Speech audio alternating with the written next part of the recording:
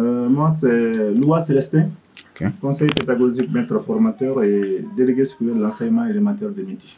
L'année dernière, le 9 octobre 2023, Miti, d'abord, si je ne m'abuse pas, c'est la plus grande délégation scolaire de Miti qui compte pour le moment 24 écoles, dont 3 en construction avec le projet Plan Guinée.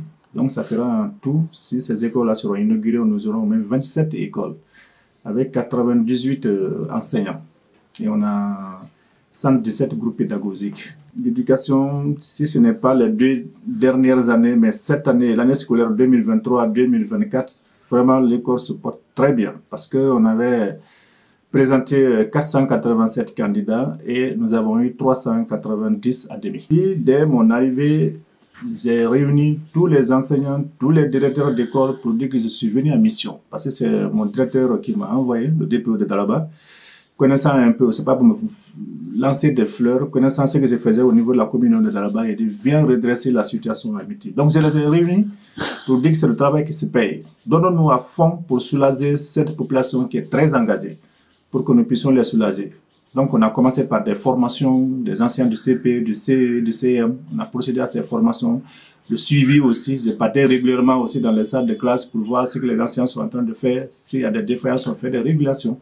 Donc, c'est ce qui a fait vraiment, ça a été payé comme ça par le résultat-là. Il y a des difficultés. Surtout, le problème d'enseignants se pose avec acuité. L'année dernière, comme je vous le disais, on avait 64 contractuels à l'achat de la population. 64 contractuels pour 34 seulement enseignants titulaires.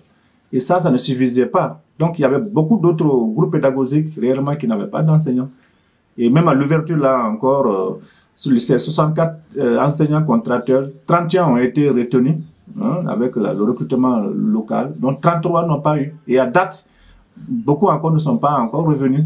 Pour preuve, tout de suite, j'ai reçu des sages de Dar es Salaam, d'enfants Foya, qui sont venus me voir pour le problème d'enseignants. Les enfants sont à l'abandon là-bas, jusqu'à présent, les enseignants ne sont pas encore de retour. Le problème d'enseignants, vraiment, se pose avec acuité. Le sentiment de fierté, c'est l'aboutissement de tout un processus. Et Miti mérite ça, parce qu'on a au moins 5 collèges.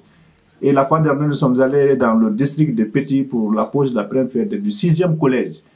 Donc, s'il y a 6 collèges et qu'il n'y a pas un lycée, ça va être difficile. Nous sommes en zone rurale, ce n'est pas tout le monde qui a des parents dans les Alpes, dans les villes. Donc, quand les enfants vont déjà quitter niveau 10e, ils sont à 11e, il faut aller à Dalaba, le problème de tuteur va se poser. Et si l'enfant n'est pas dans de bonnes conditions, il va s'avérer vraiment, il va battre l'école. Ici, je n'ai pas fait encore, c'est vrai, j'ai fait Kouba, j'ai fait Kala, mais ce que j'ai vu réellement, à Miti ici, ça me donne beaucoup de choses. C'est vrai, je suis de Zérékouré, mais ce que j'ai vu ici, c'est une expérience que j'ai vécue. Ils sont très engagés et ils soutiennent réellement leur communauté à la base.